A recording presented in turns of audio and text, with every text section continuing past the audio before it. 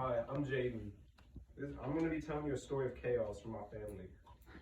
February 2020 was an exciting month for me and my family. On February 4th, my sister Macy's 11th birthday, our parents revealed to us that we were getting our first dog. This was very exciting for us because we never had a dog, and our parents promised us that once our youngest sister Winnie was finally potty trained, we could get a dog. So the next week, we went to our farm to go visit the dogs. We had to pick between two. There was one smaller one, and then one bigger one who was a little fluffier and kept biting at our shoelaces. We decided to go with him. As soon as we got home from the farm, our grandparents met us there, and they asked if we wanted to come down to their house in Myrtle Beach to see our cousins, aunt, and uncle. We, of course, accept, because we love going down to Grandma's house. Within 3 hours, we were in Myrtle Beach. We had lots of fun while we were there, and we're excited that in 2 weeks, we will be able to bring our new dog, Ollie, home. Ollie's what we decided to name him. But what we didn't know was that the current owners of Ollie had called our parents while we were in Myrtle Beach and said we could pick him up early. So, as we were on the way back home from Myrtle Beach, our parents were going to pick up the new dog. When we got home, we're not surprised to see just one puppy, but two little eagles. Now you may be wondering why a family with 6 children would take on the responsibility of 2 dogs. But my mom wanted a standard size, while me and my siblings wanted a smaller dog. I'm sure the words chaos and overwhelmed come to mind, which was probably true. When we first got our dogs, we were obsessed with them. Took them on walks, we gave them an unhealthy amount of dog treats, and I played with them outside. It was a lot of fun, but a huge learning curve for all of us. One day, our sister Sylvie took Ollie out on a walk. Sylvie is the kid known for going out and doing things without letting anybody know where she's going or what she's doing.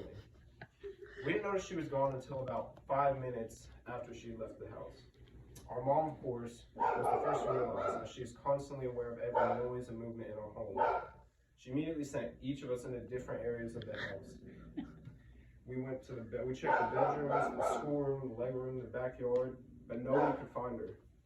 So, my mom sent Indy to go look and see if she was in the cul-de-sac. When Indy came back and responded no, my mom then sent me to go check. I went outside, went up and down both cul-de-sacs, but I could not find Sylvie. So I went back to the house and told my mom I couldn't find her, and she immediately started panicking. She went outside and started walking up and down the street, yelling for Sylvie, but no answer. Then she told us to start knocking on all the doors and asking if anybody had seen her. After about 5 minutes of searching and asking around if anybody had seen her, my mom called 911. While the neighbors started walking around the neighborhood looking for Sylvie, my mom was on the verge of tears. Sylvie had been missing for 10 minutes now, and nobody knew where Ollie or Sylvie were. My dad wasn't home from work yet, which made my mom feel even more stressed out. Half of my sisters were crying, while my younger sisters couldn't really comprehend what was going on, but they were crying too. They didn't know what was going on, but they did know that something was wrong. My mom started walking to the other cul-de-sac down the street and asking people who lived there if they had seen Sylvie. Almost everybody she asked said no. She went up to one mom who we knew, and she replied, "Oh yeah, she's playing with the kids in our backyard." Right then at that moment, my mom burst into tears. We'd all jumped to the conclusion that maybe Ollie ran off and Sylvie went after him, or maybe somebody had abducted her and our new puppy while nobody was looking. And all this time she'd been playing in our neighbor's backyard. Everybody was so relieved and thankful she was okay. My dad had just got home from work as we had found her, and as soon as he got out of his truck, he was looking around wondering what everyone's doing outside and why my mom was in tears.